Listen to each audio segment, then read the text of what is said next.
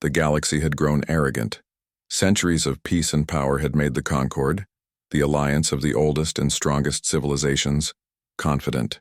They ruled thousands of star systems, commanded fleets that could destroy planets, and built technologies that even humans could barely dream of. And somewhere far away on a small blue planet called Earth, humanity quietly watched, waited, and remembered. Centuries ago, humans had lent their resources, knowledge, and technology to the Concord. Agreements were made, promises were written. But when humans reached the stars, the Concord had forgotten their debts. They erased records, dismissed the humans as primitive, and laughed at their claim. To the galaxy, humans were children playing at war. To humans, the debt had not been forgotten. On Earth, Ambassador Marcus Hale stood on the bridge of the Resolute, the flagship of the Terran Defense Fleet. His eyes, dark and steady, watched the stars like they held a secret. "It is time," he whispered. Around him, aides and officers moved with quiet efficiency, preparing for humanity's first formal contact with the Concord Council in centuries. "Everything is ready, sir," said Commander Elena Cruz, adjusting her uniform. "All fleets are in position, all communications secure.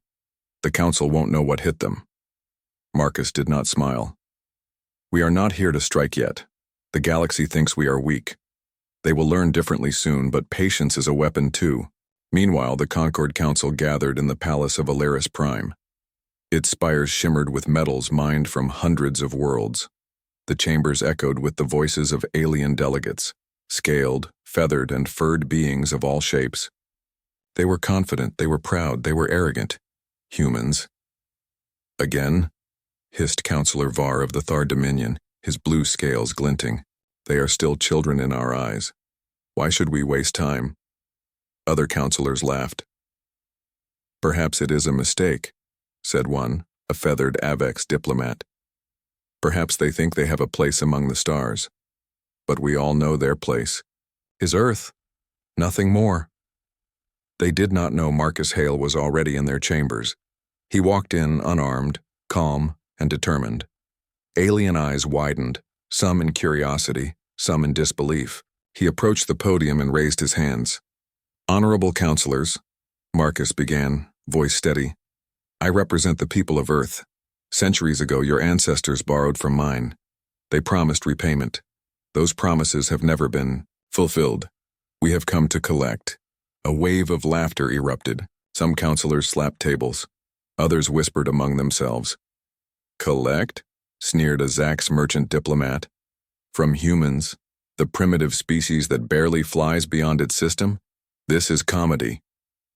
Marcus's expression did not change. He waited for the laughter to die. Debt is debt. The galaxy may have forgotten. Humanity remembers. We do not forgive easily. The laughter faltered, replaced by uneasy murmurs. Some delegates looked uncertain, though none dared speak aloud. Marcus knew this was the first crack in their confidence. Outside the chambers, human fleets moved silently. Not a weapon was fired, not a threat was broadcast. Yet across the galaxy, systems felt the shift. Supply routes changed. Human freighters delivered essential goods to conquered colonies. Energy, medicine, metals. Cheaper, faster, and more reliable than the Concord could provide. On Ural Prime, a trade hub, merchants discovered human energy crystals were not only cheaper but more stable than the Concord's supply. Entire markets shifted overnight. People whispered of the small blue planet that had suddenly become powerful.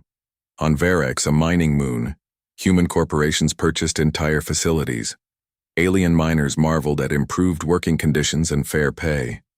Some even openly requested jobs under human management. The Conquered noticed. But they did nothing. Or at least they pretended not to. Inside the council chambers, debates became heated. "These humans are clever," admitted Counselor Var reluctantly.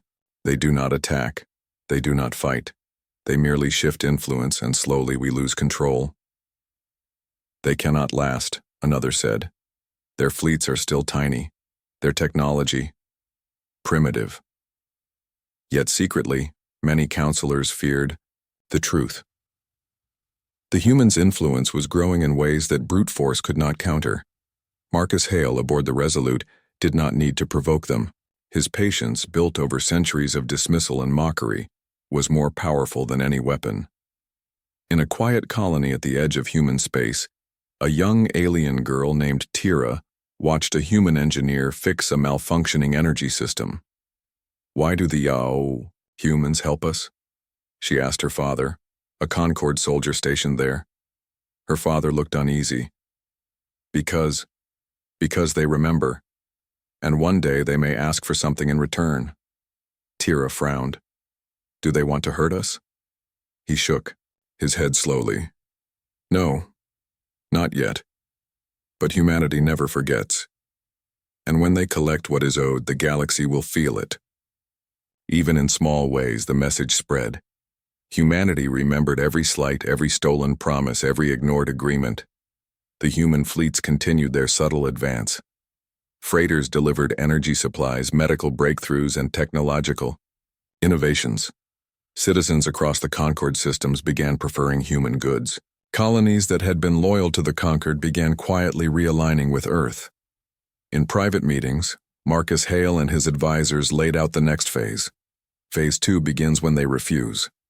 Marcus said, "But first, we wait. They will mock us. They will scoff. But patience is a weapon more powerful than their fleets." Commander Cruz leaned over the star maps. "And when we strike, it will be precise, efficient, merciless but fair." Marcus's gaze was calm, unflinching. "It is not mercy or cruelty. It is justice. Centuries of mockery, of ignorance, of erasure end now. Humanity collects what is owed." Back in the Concord Council, whispers filled the chambers. Delegates recalculated, argued, and panicked quietly.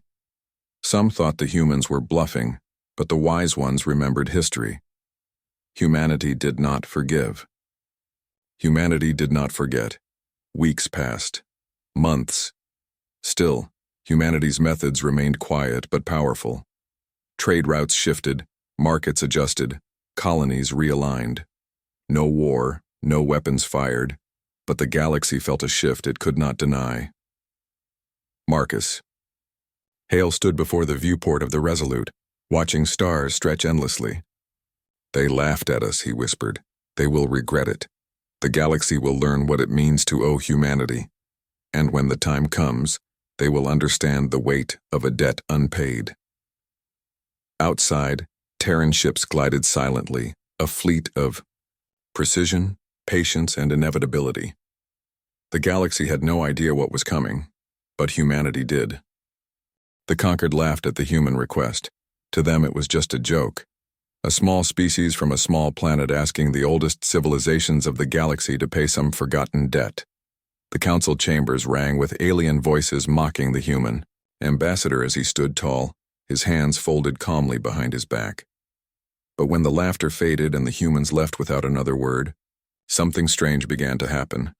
It began quietly, almost without notice. On the trade world of Ural Prime, merchants discovered that the energy crystals shipped from human colonies were cheaper and more stable than the crystals from the Concord's biggest supplier. Within weeks, whole cities on Ural Prime were running on human power sources. The Conquered dismissed it as coincidence.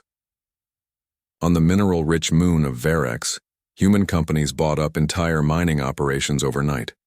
The aliens working there were shocked to find their pay doubled and their working conditions improved. Workers spread the news, and soon thousands were requesting jobs under human ownership. Again, the Conquered dismissed it. But these were not accidents. This was design. Humanity was patient. For centuries they had been ignored, humiliated, and told they were too primitive to matter. Now they were moving with purpose, but not with guns or battleships. Not yet. Instead, they attacked with something far more dangerous: patience, numbers, and knowledge of how the galaxy worked. Ambassador Marcus Hale sat in his office aboard the Sol Authority Embassy Station, orbiting Earth. Reports flooded in every day. His staff, both human and alien defectors, tracked every transaction, every ship movement, every market collapse. "They are still laughing at us in the council," said Commander Lyra, his military aide. They do not understand what we are doing. Marcus smiled faintly. They don't need to understand. Not yet. They only need to feel it. And feel it they did. Soon, entire sectors of the Concord economy were dependent on human goods. Human medicine, once dismissed as primitive, proved shockingly effective against diseases alien doctors had struggled with for centuries. Colonies lined up for trade. Human freight companies offered delivery times the conquered fleets could not match, backed by AI-guided logistics. It wasn't long before alien leaders began to whisper among themselves. Why are our markets failing? Why are my citizens demanding human goods? Why are we losing money while the humans gain? They tried intimidation. A fleet of Concord warships patrolled the borders of human space. Alien admirals broadcast warnings telling humans to stop their economic games or face sanctions. But when Concord warships blocked human freighters, something unexpected happened. The freighters simply rerouted, delivering goods through hidden jump routes no one thought humans could map. Even Concord citizens began bribing their own admirals just to let human shipments through. The council was furious. They mock us, shouted Councillor Var, a scaled reptilian from the Thar Dominion. They think they can shame us with trade tricks. Let us teach them what true power is. Others agreed, but not all. Some remembered the words of the human ambassador. We've come to collect. They began to wonder if this was just the beginning. Meanwhile, humanity watched and waited. In the massive trade hub of Ceres Station, Captain Elena Cruz walked the market floor. She wore a plain uniform, her hair tied back, her voice steady as she spoke with alien merchants. Your old supplier is charging you double for food rations, yes? We'll sell it to you for half the price and guarantee faster delivery. The alien merchant blinked in surprise. Half the price? How? Elena smiled. Because we don't waste. Because we don't lie. Because we remember our promises. The merchant signed without hesitation. Every deal was a strike. Every trade was a blade. Humanity was cutting the Concord apart without firing a single shot, but the Concord was not blind. In the council chambers, the debates grew heated. Some species demanded war, others urged caution, and a few, the wiser few, said something the rest did not want to hear. The humans are not weak, they are waiting. Weeks turned into months. Entire conquered colonies fell under quiet human influence. People demanded human products, human medicine, human security. On some worlds, the conquered flag still flew. But the people whispered a different word with respect and fear. Terran. One night, in a quiet chamber aboard the human flagship Resolute, Marcus met with his closest advisors. They mock us still, said Commander Lyra, but we have them in our grip. Marcus nodded slowly. And when the time comes to tighten that grip, they will understand. He paused, staring at the stars beyond the window. For centuries they erased our history. They laughed at our pain. But debt is debt, and the universe has a memory. Soon, they will remember us. And so the galaxy entered a strange silence. The Concord, once proud and confident, grew restless. Their fleets hovered near human borders but never crossed. Their markets collapsed one by one. Their citizens turned against them, demanding more from the humans. The humans said little, but everywhere they went they spoke the same quiet phrase. We've come to collect.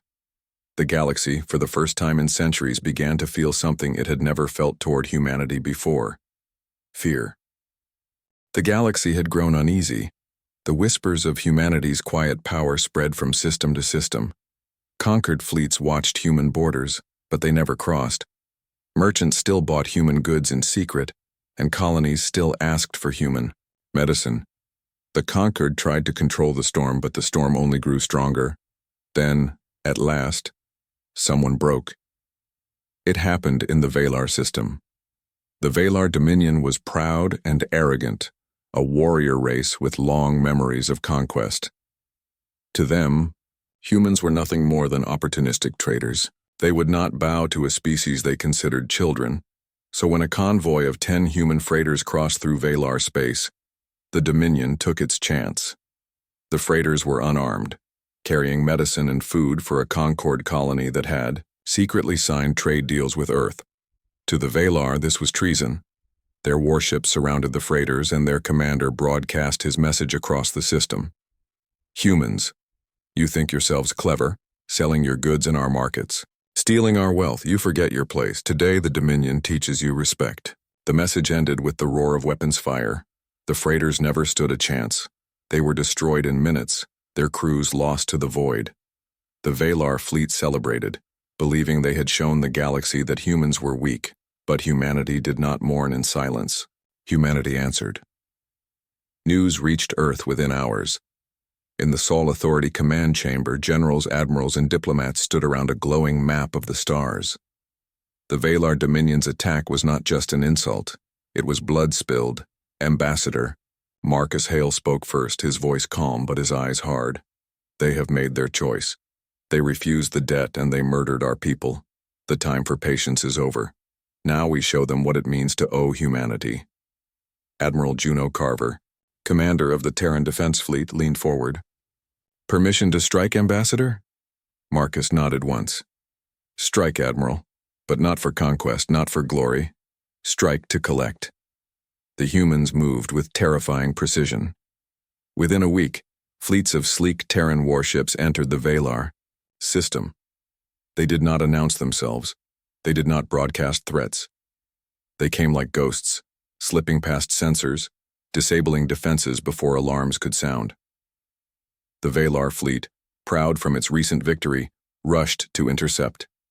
Dozens of warships faced the Terran fleet, confident they would crush the humans as easily as they had destroyed the freighters. But when the first battle began, the galaxy learned how wrong they were. Human ships did not fight like conquered ships. Conquered battles were slow, filled with heavy weapons and brute strength. Humans fought with speed, precision, and terrifying efficiency.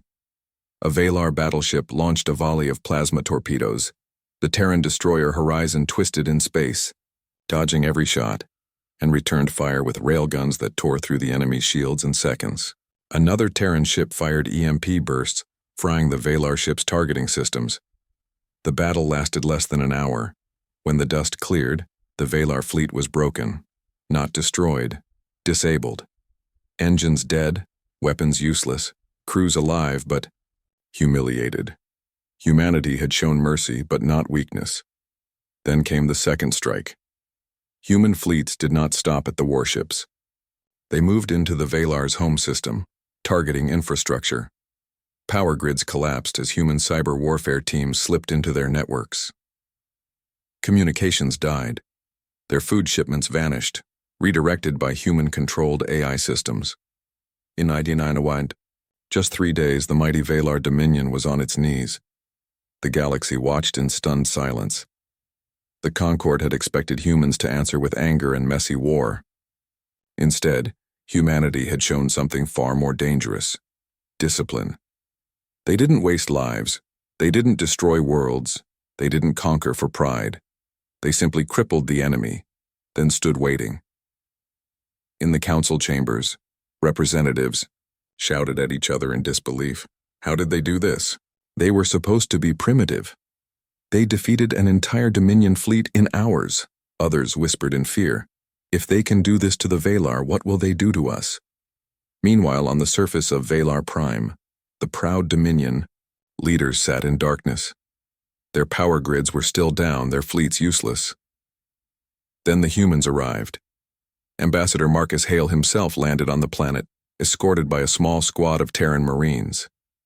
He walked calmly into the council hall of the Valar, unarmed, his boots echoing on the stone floor. The Valar High Warlord, scales glistening in the dim light, growled at him. "You dare come here after what you have done?" Marcus looked him straight in the eye. "What we have done? You murdered our people. You broke the law of debt. We did not come for conquest. We came to collect." He placed a small data tablet on the table. The screen displayed records of the conquered's centuries-old promises to humanity. It also displayed the price of the freighters the Valar had destroyed, and the lives lost. "This is what you owe," Marcus said simply. "You will pay it." The High Warlord snarled. And if we refuse? Marcus leaned forward, his voice calm but cold. Then your dominion will not exist tomorrow. The silence in the chamber was heavy. The Valar leaders, once proud and unbending, now felt the weight of true fear. They saw in the humans' eyes not hatred, but resolve. This was not a man seeking revenge.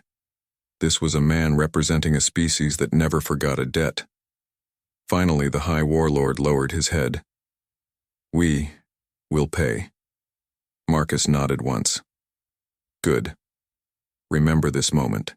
Remember what happens when you break your word to humanity. The surrender of the Valar Dominion shocked the galaxy. Entire systems fell quiet, their people whispering the same words. Never owe a human. The Concord Council could no longer laugh. They could no longer mock. Humanity had shown its hand, and it was stronger, sharper, and more disciplined than anyone imagined. But Marcus Hale knew this was only the beginning. The Valar were just the first. There were many more debts to collect, and the galaxy would learn one by one what it truly meant to cross humanity. He stood aboard the Resolute, watching the stars stretch before him. Patience brought us here, he said softly to Admiral Carver. But now the galaxy will feel the first blow, and they will never forget it. The Admiral gave a small, grim smile. No, Ambassador, they will dread us. The fall of the Valar Dominion spread like wildfire across the stars. The story was told in every market, every shipyard, every colony.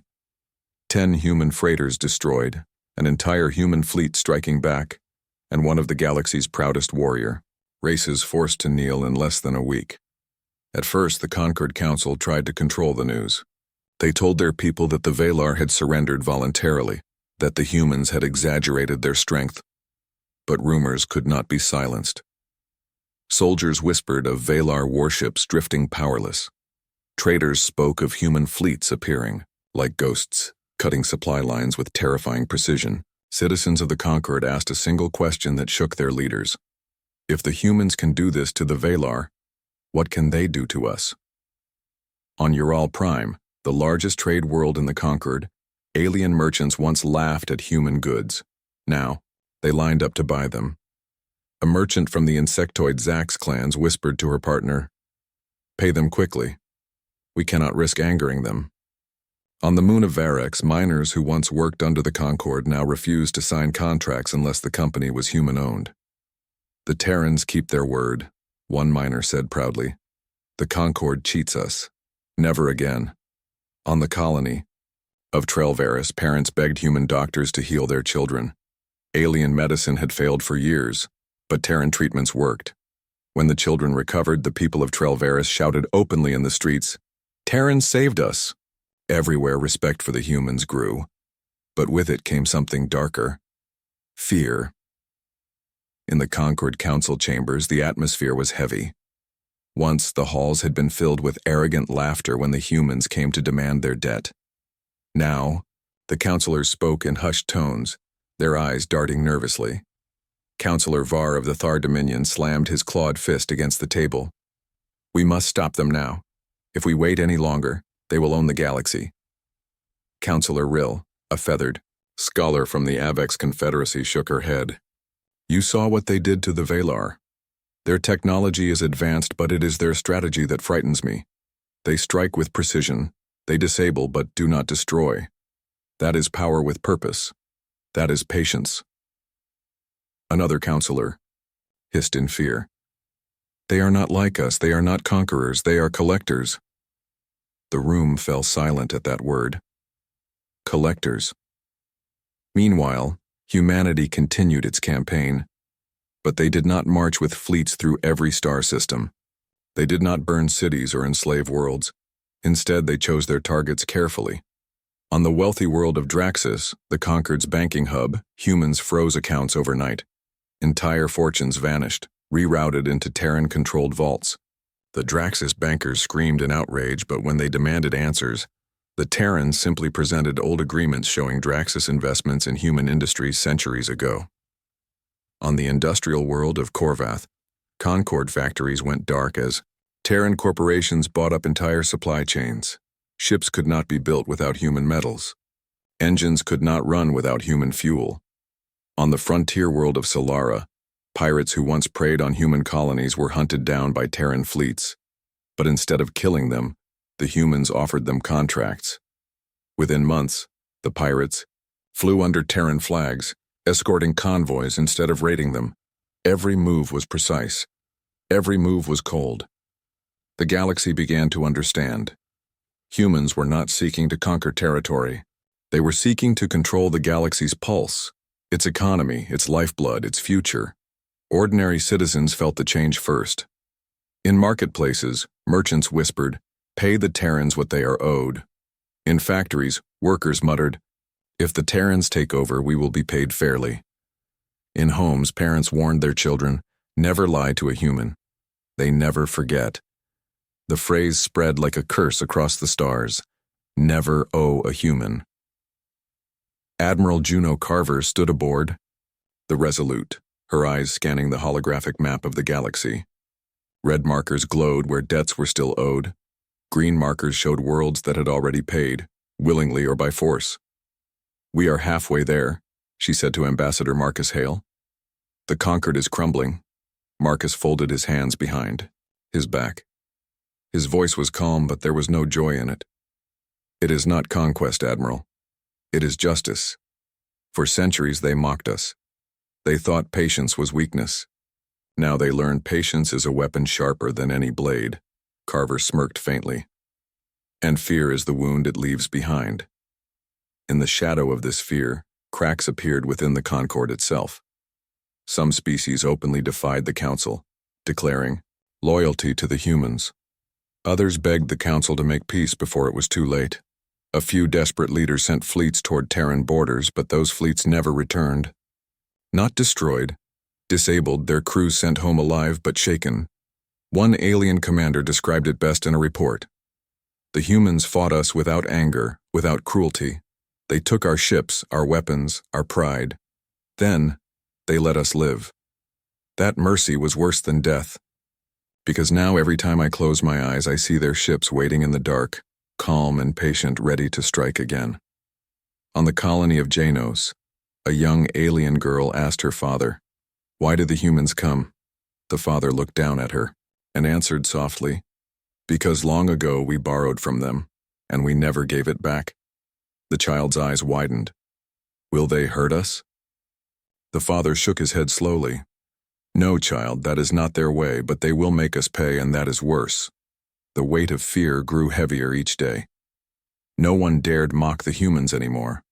No one dared laugh at the thought of their debt. The Veiler had laughed, and the Veiler had fallen. Now, when a human fleet entered a system, the people did not resist. They opened their ports, offered their wealth, begged to settle their accounts before the Terrans took more. And humanity, patient and relentless, accepted it all. In the council chambers, the debates ended in silence. Every counselor had seen the truth. Every counselor had heard the whispers of their people. Counselor Rill said it aloud, her feathers trembling. "We used to call them primitive, but perhaps it is we who were primitive. For humans are not just another species. They are something else, something the galaxy has never faced before." No one argued. For the first time in history, the conquered council, the proud rulers of 1,000 worlds, sat in silence and fear of one small blue planet. Aboard the Resolute, Marcus Hale stood once more before the stars. His voice was calm as he spoke to his officers. "The galaxy is learning," he said. "They thought us weak. Now they understand. Debt is not forgotten. Debt is not forgiven. Debt is collected." He turned, his eyes cold but steady. The galaxy held its breath. For centuries, species had laughed at humanity. They had called humans primitive, weak, and slow to expand. They had forgotten the promises they made, ignored debts, and dismissed the tiny blue planet as inconsequential. Now, every corner of the conquered and beyond knew the truth. Humans were patient, clever, and relentless, and they had come to collect. The Conquered Council, the proud assembly of the galaxy's oldest and strongest civilizations, sat in unprecedented silence. Their chambers, once filled with laughter and debate, were now tense and heavy with fear. Representatives whispered nervously. Every message, every report, every rumor of Terran fleets reaching new systems left them more uneasy. The Valar Dominion had already fallen. Systems across the Concord were paying their debts, but the Council itself had yet to surrender. Councillor Var slammed his clawed hand against the table. "We will not bow. We are the oldest. We are the strongest. Humans cannot dictate terms to us." Councillor Rill, feathers trembling, shook her head. "Var, they already dictate terms. We are behind the curve. They have calculated every move. We cannot stop them." The room fell silent. The truth was undeniable. Humanity's reach had extended farther than any Concord fleet. Every debt collector, every fleet movement, every trade conquest had one purpose: to show the galaxy that humans did not forgive, and they did not forget. On Earth, Ambassador Marcus Hale watched the reports pour in. Every planet paying its dues, every system surrendering, every leader trembling before the evidence of Terran strength. It all unfolded with meticulous precision. "This is it," he said quietly to Admiral Juno Carver, standing beside him on the bridge of the flagship Resolute. "The final collection." Carver nodded, eyes scanning the data screens. "The Council itself. This is where it ends." Marcus's gaze remained calm. "Yes, but this is also where they learn the full lesson. They will understand humanity is not to be trifled with." The Terran fleets moved with the precision of a single mind. Hundreds of ships, spanning multiple classes, emerged at once from hyperspace above the conquered capital system. They did not fire. They did not threaten. They simply positioned themselves where every leader could see them. The Council, watching from orbit, trembled. Thousands of sensors tracked the massive human armada, perfectly organized, perfectly coordinated. Every fleet was armed and ready, yet there was no aggression, and that was what terrified them most. A single message broadcast, across the system in all known languages, clear and calm: "We have come to collect. The time has come to honor your debts. The Concord Council owes humanity what was promised centuries ago. Payment is due." The councilors exchanged nervous glances. Some thought to resist. Some considered fleeing. But as they looked at the ships, at the precision, at the unblinking silence of humanity's might, doubt crept into every mind. No one dared make the first move. On the surface of the capital planet, the citizens watched from their windows as Terran ships hovered above their cities. Every child, every adult, every soldier, every diplomat understood one truth: humanity's patience was infinite, but their resolve was absolute. Marcus Hale descended to the planet, escorted by a small Terran security team. His steps were calm, measured and deliberate as he entered the council chambers. Every representative rose, fear etched on their faces. "Ambassador," Var snarled. "You come to mock us?" Marcus's voice was quiet but carried the weight of centuries. "Mockery has nothing to do with it.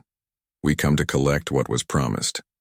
The debt of the Concord to humanity is clear. The evidence is undeniable. The time for excuses is over."